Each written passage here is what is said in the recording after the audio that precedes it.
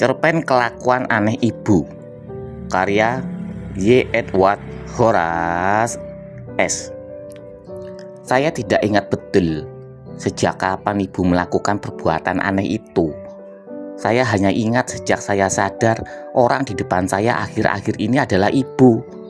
Wanita yang bersusah payah melahirkan saya, berteriak begitu kencang sampai-sampai kaca jendela ruangan operasi bergetar, dan beberapa wanita berpakaian biru dan bersarung tangan putih begitu lelah menenangkannya.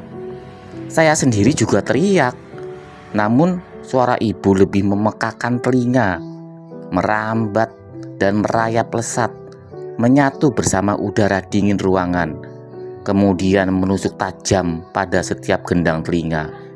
Tampaklah beberapa wanita itu lekas-lekas menutup lubang telinga dengan sesuatu, seperti sumpelan begitu, namun tak jelas lantaran kecil dan tertutup jari-jari.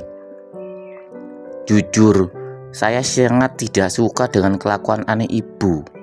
Entah siapa yang mengajarinya, untuk apa dia melakukannya, apa yang ada di pikirannya sehingga bisa-bisanya dia bilang ketek saya baunya enak, lalu dia menciuminya berulang-ulang, sehingga terkadang hidungnya dia jejalkan terus-menerus, dan saya pun mau tidak mau tersenyum dan berakhir tertawa karena begitu geli merasakan beberapa bulu hidungnya yang keriting itu menyentuh permukaan kulit ketek saya.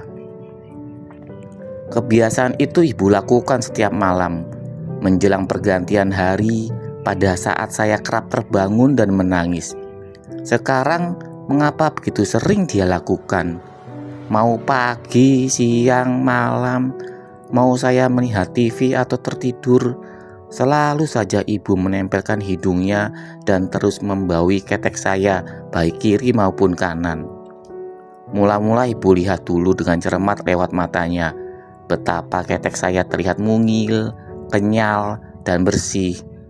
Beberapa saat kemudian ibu tersenyum dan matanya setengah tertutup, seolah-olah mengantar pikirannya terbang ke tempat yang entah. Tampaknya tempat itu sumber bahagia. Terbukti ibu tidak berhenti tersenyum dan malah lanjut menempelkan hidungnya. Apakah ketek saya mengandung sesuatu yang memabukkan sehingga ibu kerap ketagihan? Apakah ketek saya baunya begitu memikat?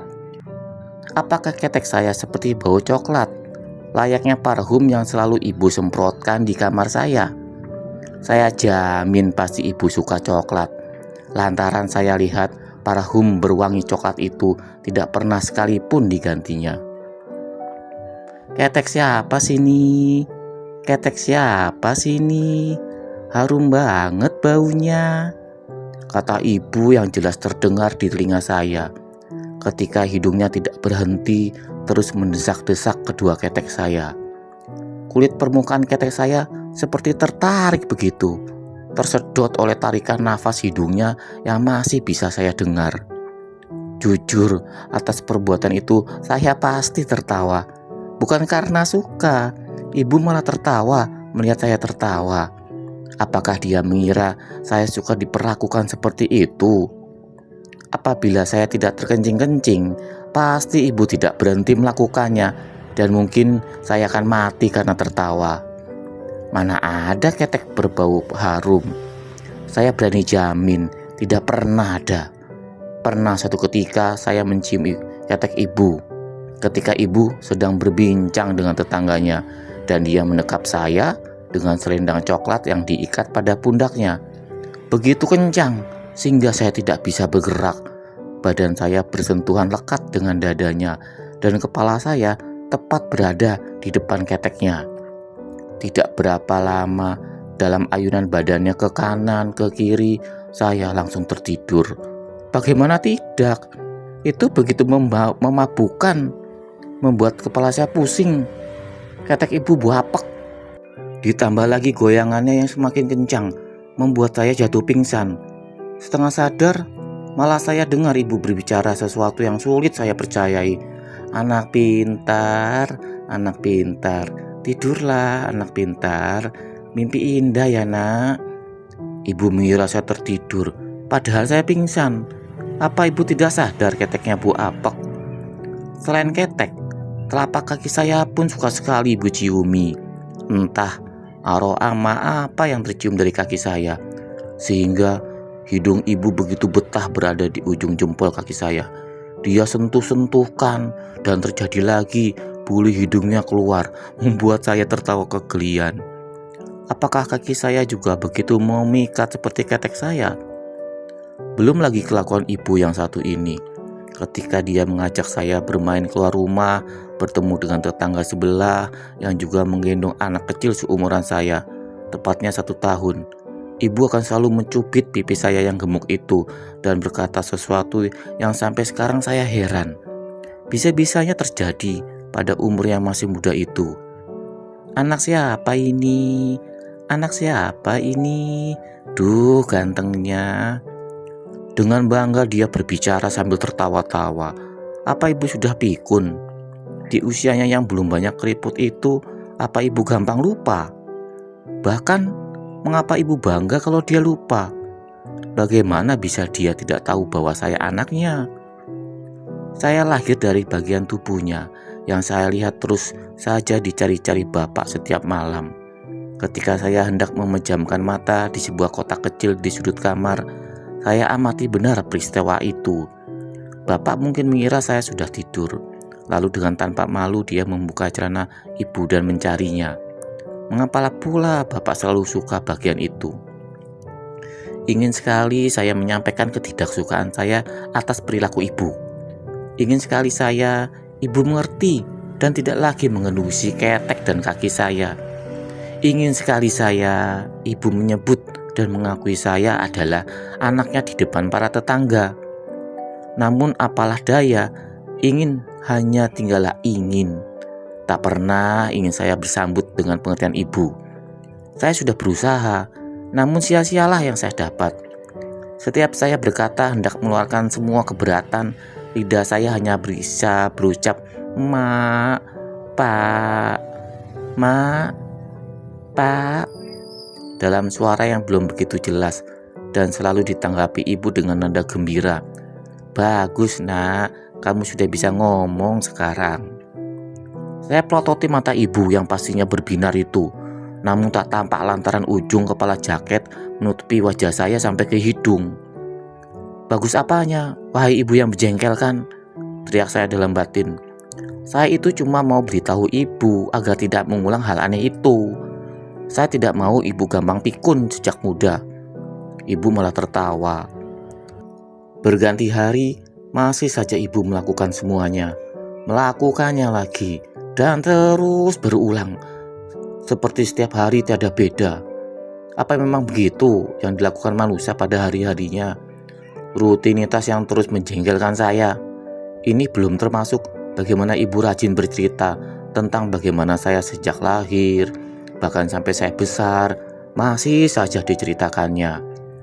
Terus saja ibu lakukan hal-hal itu, dan malah menjadi ketika saya dibawanya pergi arisan. Tampaknya ibu amat bangga mengenalkan saya ke teman-temannya. Iya, mengenalkan dengan terus menjengkelkan. Ah ibu, bisakah ibu berhenti atas semua yang ibu lakukan itu? Suatu saat, waktu kekesalan saya memuncak, ada momen di mana pada akhirnya saya relakan kesal itu pergi begitu saja. Ketika melihat ibu selalu rajin membersihkan kotoran saya seusai saya selesai makan. Lalu ia menyeduh air panas, menaruh beberapa sendok susu, mengaduknya, dan menuangkan pada sebuah botol kecil dengan ujung yang begitu kenyal seperti milik ibu. Lantas menyuruh saya minum sambil ibu bersenandung sebuah lagu yang saya suka dan selalu berhasil mengantar saya menuju alam mimpi. Saya juga kagum dengan kekuatan ibu. Dia begitu hebat, masih bisa memperhatikan saya begitu cermat. Di tengah pekerjaannya yang begitu banyak membersihkan rumah, mulai menyuci baju, memasak, menyapu, dan mengepel rumah, menyiram tanaman, semua ibu lakukan sendiri tanpa bantuan pembantu rumah tangga layaknya tetangga saya. Seandainya bapak tahu apa yang sudah dikerjakan ibu sepanjang hari, saya yakin bapak tidak tega memarahinya dan dengan bangga berkata bahwa dia telah capek bekerja seharian. Apa Bapak tidak tahu ibu juga capek? Saya yakin Bapak juga belum tentu kuat mengerjakan semua pekerjaan ibu di rumah yang sangat sederhana dan begitu gerah ini. Bapak kan terbiasa bekerja di ruangan ber-AC. Karena itu semua, saya mulai anggap wajar kelakuan aneh ibu. Di samping perilaku aneh ibu yang begitu menjengkelkan, jerih lelahnya membesarkan saya, begitu besar cinta dan kesabarannya mengajari saya berjalan, ujung-ujungnya mampu meredam ketidaksukaan saya. Saya mulai menyukai ibu, satu-satunya wanita yang selalu hadir untuk saya, tanpa memandang waktu dan merelakan dirinya begitu saja melakukan segala sesuatu demi kebahagiaan saya. Saya heran betapa ajaibnya bisa muncul sosok yang begitu sempurna kasihnya, sampai-sampai mungkin seumur hidup saya tidak akan mampu membalasnya. Namun tetap saja saya pastikan ketika bisa berkata dengan jelas, saya akan bilang ketek ibu itu begitu apek. Saya tidak mau nanti bila muncul bayi yang menjadi adik saya, dia mengalami peristiwa yang sama dengan saya, pingsan di ketek ibu. Setidaknya ibu pakai deodoran lah. Selesai, terima kasih.